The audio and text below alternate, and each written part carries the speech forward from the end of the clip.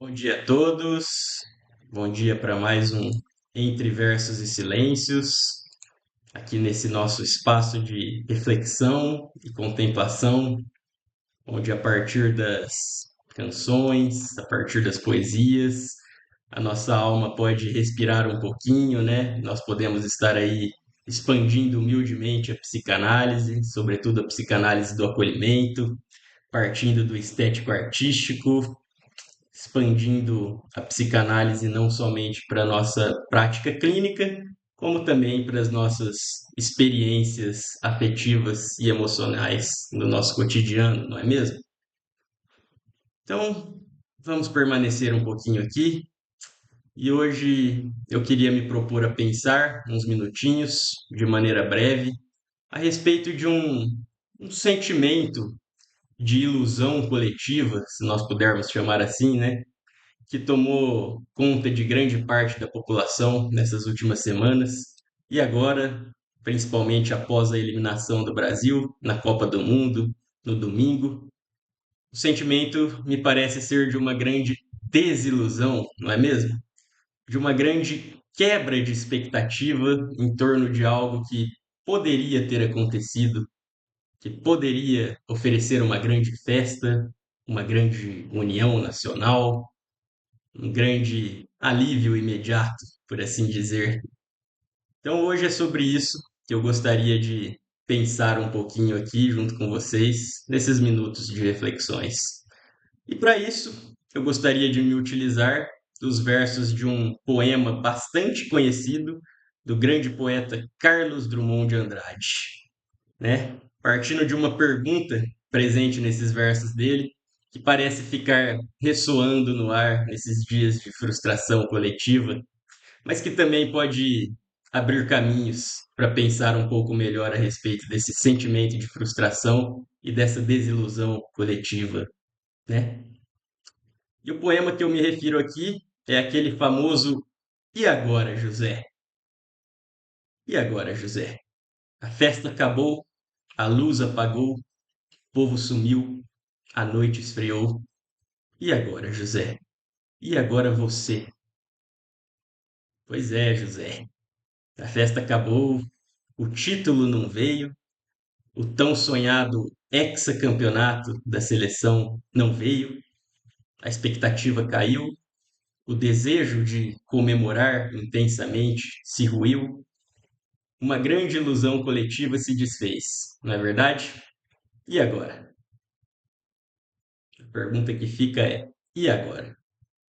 Veja bem, pessoal, eu estou aqui partindo dessa pergunta, nesse clima de frustração coletiva, né? Partindo desse contexto da eliminação do Brasil, mas não é meu intuito que essa nossa reflexão fique apenas no campo do futebol, do esporte, né? Da Copa do Mundo. A Copa do Mundo aqui, ela é um bom pretexto, né? Uma porta de entrada, um acontecimento coletivo que talvez nos permita reconhecer algo muito mais amplo na sociedade. E eu estou falando aqui da necessidade que nós, enquanto seres humanos, vamos tendo ao longo da vida de se sentir pertencente, né? De se sentir parte de algo maior, se sentir parte de um grupo, né? De uma comunidade. E como isso fica tão evidente quando se trata de um grande evento como a Copa do Mundo, porque é algo que mobiliza quase o país inteiro, né? Boa parte da população. As pessoas se juntam, mesmo sem se conhecer, né? Se abraçam, gritam, choram, comemoram. Isso já acontece no futebol, né? Ou no esporte, assim, quando se trata de times específicos, né? Quem é palmeirense se junta com a torcida do Palmeiras, quem é corintiano se junta com a torcida do Corinthians e por aí vai. E as torcidas comemoram juntos, xingam juntas, né? Enfim, só que nesse caso também existe a rivalidade entre os clubes, né? E muitas vezes isso é vivenciado, inclusive, de uma maneira nada saudável. Nós já presenciamos e seguimos presenciando cada vez mais violência nos estádios, as torcidas organizadas, não é? E não só no que diz respeito também a brigas de torcida, mas também sobre a maneira como a própria pessoa se relaciona com o seu time e o modo de torcer, né? Muitas vezes uma maneira excessiva de torcer pelo seu time, né? Muitas vezes a gente observa pessoas onde o seu estado de humor, né, irá depender do resultado do seu time no final de semana, por exemplo. Se o time perde, a pessoa se torna intolerável durante a semana inteira. Nem conversa com aquela pessoa porque ela não vai estar bem, né? Quantas vezes a gente vê isso? Não fala comigo não, que meu time perdeu, eu não tô com saco para conversar, né? Não vou agir de maneira estúpida porque o meu time perdeu, né? E se o time ganha, é tudo mil maravilhas, né? Pode brincar, pode, pode conversar, que a pessoa, né, nem vai se dar ao trabalho de pensar em questões mais profundas também, não é mesmo?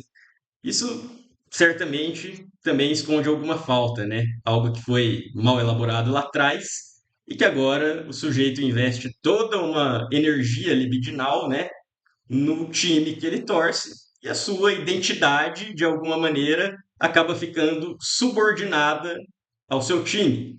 Logo, o seu estado emocional também acaba, né, ficando subordinado à performance daquele time momentânea. Mas, voltando à Copa do Mundo, né? A Copa do Mundo nos permite reconhecer um fenômeno de uma maneira interessante também, né? O sentimento, embora ele seja coletivo, embora não exista rivalidade entre os times regionais, embora todos estejam em nome da mesma seleção, né, torcendo pelo título da seleção, isso também, se nós pensarmos com um pouco mais de cuidado, não parece estar relacionado somente à Copa do Mundo em si, somente ao título em si, né? Mas talvez esteja relacionado a algo que a Copa acaba representando dentro de nós, não é mesmo? Porque a gente vê, por exemplo, pessoas que nem se interessam muito por futebol, né? Não têm a menor afinidade com o esporte em si, não entende nada de regra de futebol, mas ainda assim choram, gritam, se descabelam, sentem ali emoções intensas, né? Então a Copa do Mundo acaba virando ali uma espécie de palco, né? Um palco onde a gente deposita, onde a gente projeta uma série de expectativas, uma série de desejos, como se aquele acontecimento, né? Como se um possível título, um triunfo da seleção, pudesse suspender, ainda que temporariamente, né? A dureza da realidade que continua se apresentando, a realidade que é extremamente dolorosa. E veja bem, pessoal, eu não estou aqui dizendo isso num tom de crítica moral, não, de apontar dedos, né? Não se trata de dizer como a pessoa deve torcer ou deixar de torcer, como deve comemorar ou deixar de comemorar. Não estou aqui falando que é errado se entristecer com uma derrota, seja do seu clube de coração, seja da seleção brasileira. Eu também já vivi emoções intensas no que diz respeito ao futebol, já chorei pelo meu time, em outros momentos da vida já, inclusive, atribuí uma importância muito maior do que hoje eu reconheço, né? Hoje eu reconheço que muitas vezes nem era pelo futebol em si, mas que também envolve uma série de fatores emocionais que estão englobados ali, né? O sentimento que é passado muitas vezes de pai para filho, né? Muitas vezes Copa também é sobre quem está ali dividindo o sofá com você, né? O futebol é sobre quem está ali assistindo junto com você. Eu reconheço isso, inclusive acho isso válido, né? E até saudável em certa medida, porque muitas vezes o futebol ele representa esse elo, uma ligação entre duas pessoas que não consegue ser expressada de outra maneira. O problema passa a ser quando só o futebol, né? Quando só o esporte consegue manter esse elo, que aí acaba ficando um pouco vago, né? Porque nós vamos aprendendo e reconhecendo com as experiências da vida, né, que a vida é muito mais do que futebol.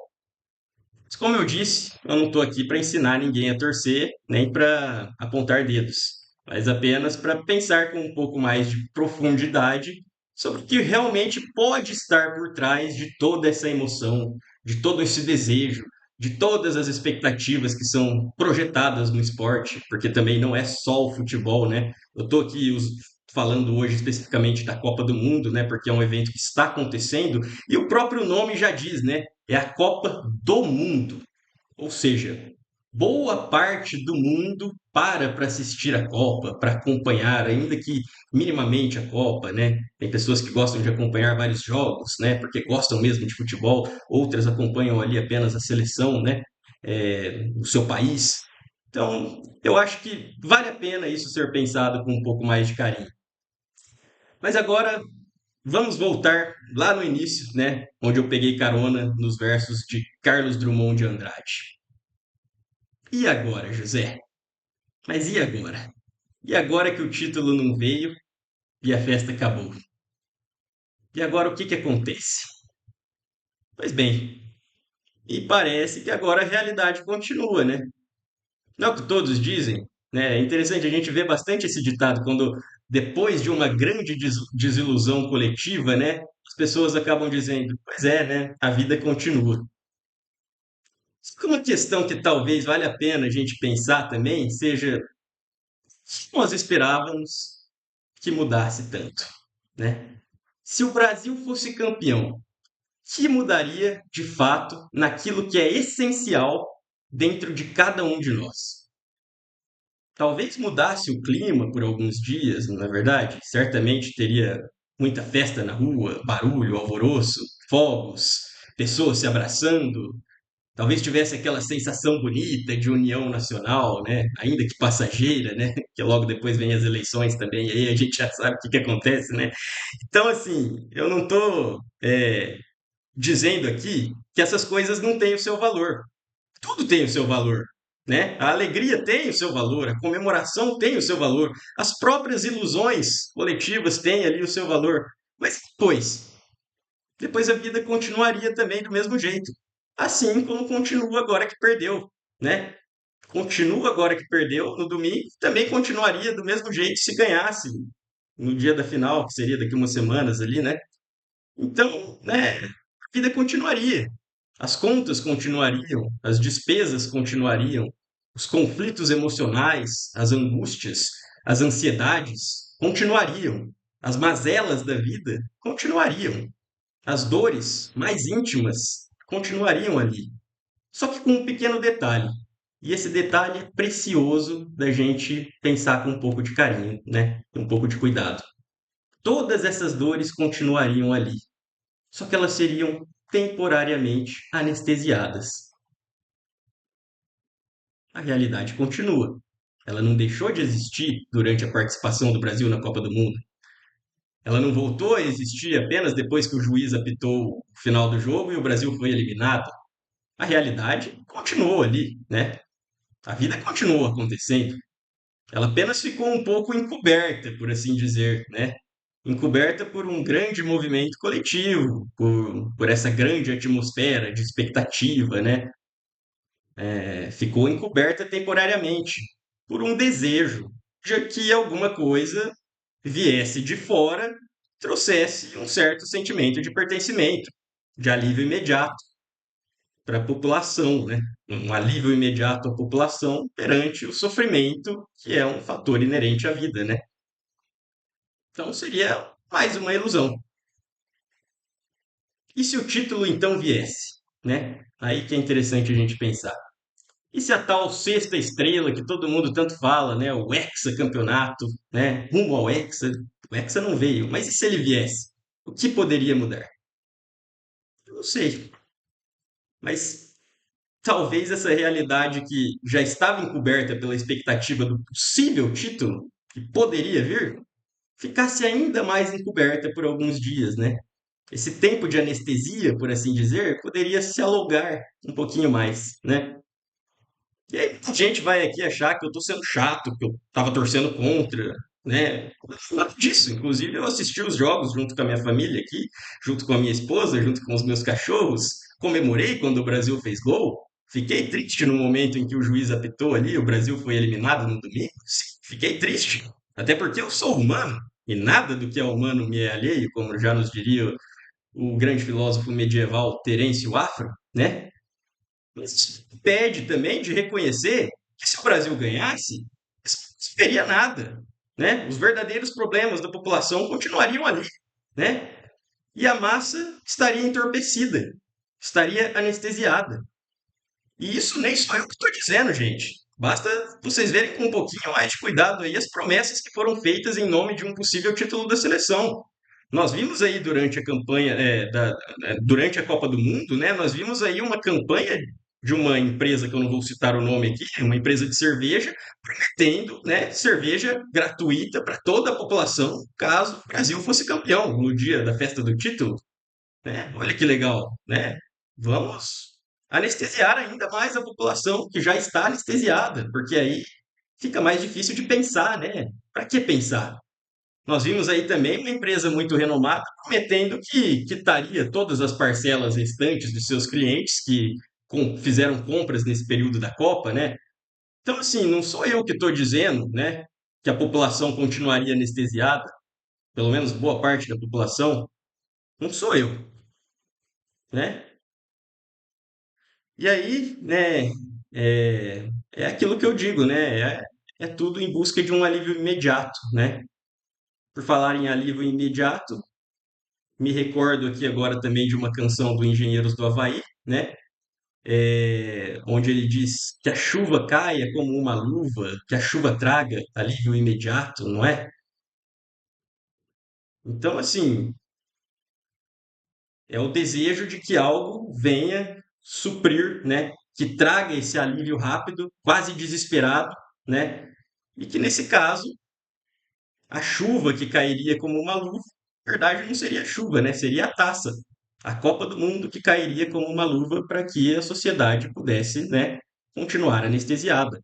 O título que estava sendo prometido ali, né, que estava sendo esperado, nada mais era do que um alívio imediato, uma forma da população seguir anestesiada com um pouco mais de intensidade por mais algum tempo, né, por mais alguns dias. E isso com cerveja gratuita para a população, né? Poxa, vocês tirem suas próprias conclusões, né? O Freud, em Psicologia das Massas e Análise do Ego, né, obra de 1921, ele já nos ajudava a pensar bastante sobre isso, né? Ele vai nos convidar a refletir sobre isso. Quando o sujeito ele participa de um movimento coletivo, né, como esse, assim, ele pode temporariamente aliviar o peso da sua própria existência ao se identificar com um ideal compartilhado, né? A massa oferece uma sensação de pertencimento, de força, de proteção, né? O sofrimento individual ele fica de certa forma suspenso dentro desse sentimento coletivo. Tanto que a gente vê as pessoas falando: nós fomos campeões, nós ganhamos, né? O Hexa é nosso, a taça é nossa, né? Então, assim, vocês percebem? O sofrimento individual ele fica suspenso, né? Mas quando o ideal se desfaz, quando a festa acaba, quando o título não vem, aí o sujeito volta a se encontrar com a realidade que nunca deixou de existir, que sempre esteve aí. E é aí que a pergunta de Carlos Drummond de Andrade volta a ecoar. E agora, José? A realidade ela não se curva ao nosso desejo. Ela segue seu fluxo, ainda que nossa fantasia insista em negá-la. E o que a Copa, em última instância, nos mostra é que o alívio que nós buscamos fora, né, o alívio externo, seja na taça, seja na festa, seja na promessa de que algo externo vai resolver o que está ali por dentro e elaborar o que está por dentro, tudo isso costuma ser passageiro. Quando isso acaba, nós voltamos para o mesmo lugar de onde saímos. Só que talvez com a possibilidade de olhar para esse lugar com um pouco mais de clareza, né? Se isso puder ser elaborado, se isso puder ser pensado de uma maneira saudável, né? Se nós pudermos também contar com ambientes emocionalmente saudáveis, minimamente saudáveis, onde seja possível pensar, só que não é possível pensar no meio de uma massa anestesiada. Não é possível. Então, e agora, José? A festa acabou, mas a realidade continuou. E talvez a pergunta não seja sobre quem torceu mais, quem torceu menos, né? Mas sim sobre o que a gente realmente né, estava buscando enquanto torcia, sobre o tamanho da expectativa que a gente depositou em algo que no fundo não tinha o poder de elaborar, de reparar nada do que precisaria ser cuidado mesmo, né?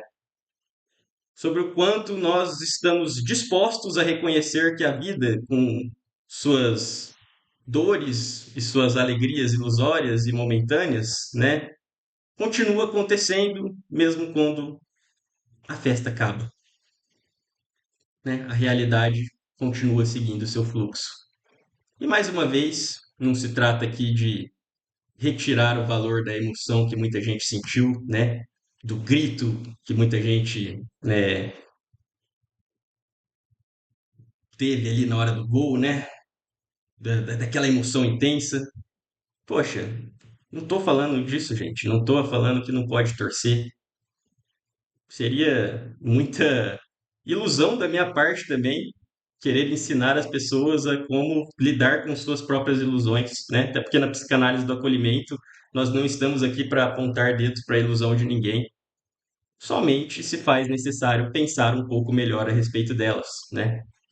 Trata-se de acolher também o que fica depois que o barulho passa, porque é no silêncio também, né, que a realidade volta a ser reconhecida, depois do ruído, não é mesmo?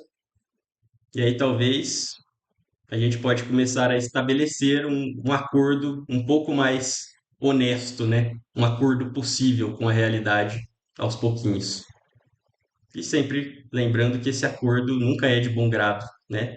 Ninguém decide entrar em um acordo com a realidade de bom grado de uma hora para outra. A gente vai aprendendo com as desilusões diárias da nossa vida, né? Com os golpes que o nosso narcisismo vai sofrendo, né? Com a queda das ilusões, quando o véu de Maia vai caindo. E aí a gente precisa pensar sobre isso. Só que também não conseguimos pensar sozinho. Precisamos também contar com um ambiente minimamente saudável para podermos elaborar e seguir reconhecendo essas questões extremamente dolorosas, porém necessárias. Bom, por hoje é isso que eu tinha para pensar aqui junto com vocês. Eu espero mais uma vez que algum pensamento tenha encontrado morada no coração de vocês, né? Quem quiser permanecer também, conhecer o grupão do Gepa, só acessar o QR Code, também tem o link aqui na descrição do vídeo para gente, para vocês acessarem, quem quiser conhecer. Vamos estar fomentando mais eventos aí, né? No mês de julho teremos mais uma jornada reflexiva, né? da- das- Nesse mês específico, vamos estar pensando sobre algumas possíveis concordâncias das formulações religiosas e a psicanálise também, né? E do mais é isso. Quem quiser, os terminais da alma seguem abertos, as portas seguem abertas. Então, fiquem com Deus e até o nosso próximo encontro. Tchau, tchau.